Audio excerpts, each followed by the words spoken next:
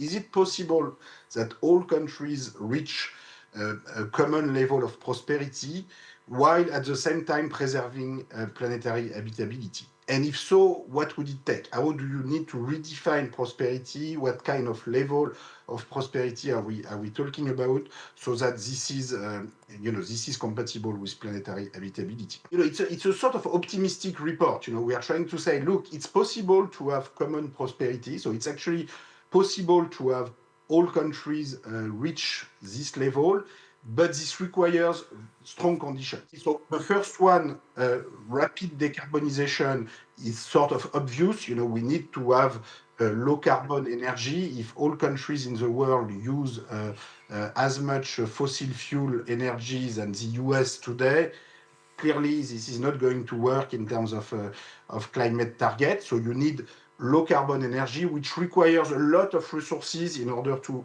finance this climate investment and low carbon energy infrastructure investment throughout the world. So that's sort of the obvious first pillar. But we take seriously the problem of financing this investment. The second pillar which we explore is what we call sufficiency, and I'm going to clarify what it means, but basically you need to change the sectoral composition of GDP, so less material sectors and more immaterial sectors.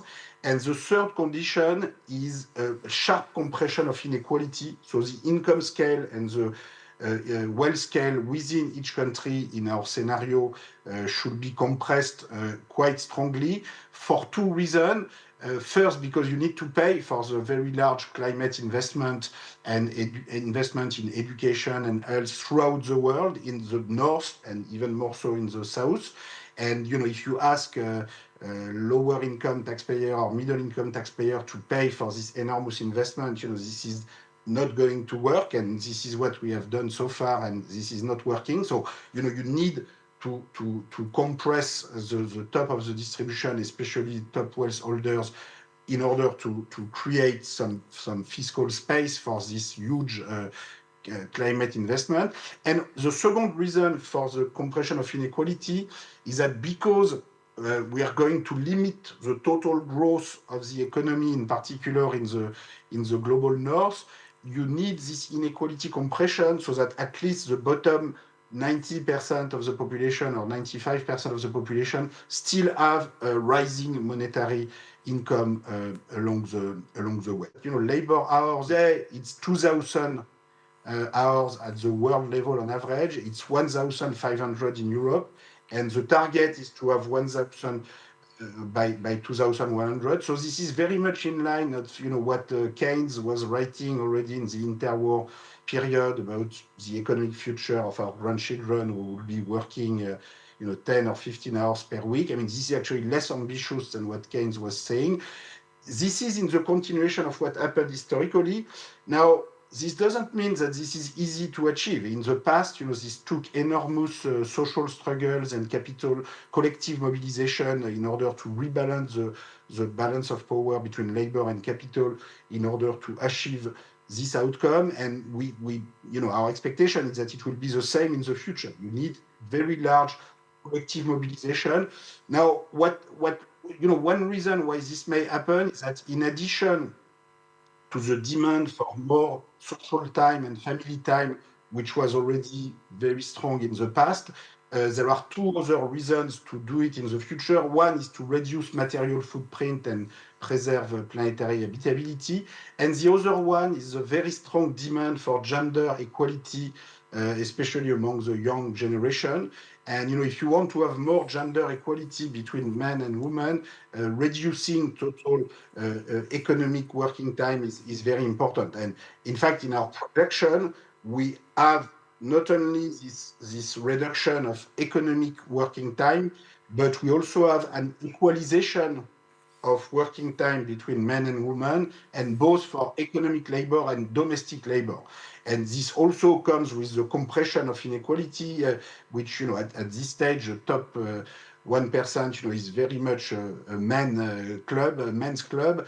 And so, compressing the scale of inequality is also a way to to calm down a little bit, the productivist tendency that you see at the top of the distribution, and to have this more peaceful in a way, relation to work and to labor, which goes with the preservation of planetary habitability. Because now, how can we pay for this? And this is where, so the proposal of the Global Justice Report is that you need a new international institution, which we call here the Global Justice Fund, which will collect resources from global billionaire and millionaire through a global wealth tax and a global income tax.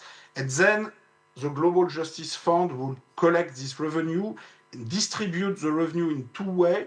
First, the fund will distribute country dividends on an equal per capita basis, so all countries will receive the same per capita payment in order to pay for climate investment, education, and health, and also would reinvest part of the tax revenue, in particular the portfolio, the shares and equities coming from billionaires and centimillionaires, will be largely reinvested in a public sovereign fund. The sovereign fund will be able to reorient investment in the direction of sustainability by putting environmental criteria, social criteria, labor criteria, before making its investment decision. So that's a very important part of the project in order to reorient the structure of the global economy. Now, ideally, this should be done at the global level, but this can also be done with a subset of countries. In our proposal, all countries, including France or Greece or Germany, would receive country dividend.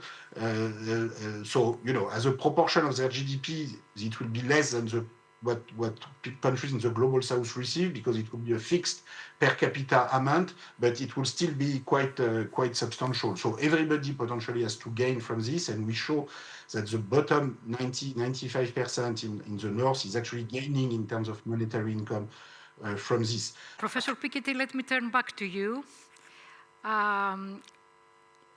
You presented us a transformative agenda, and I'm thinking that this kind of agenda needs a starting point. The key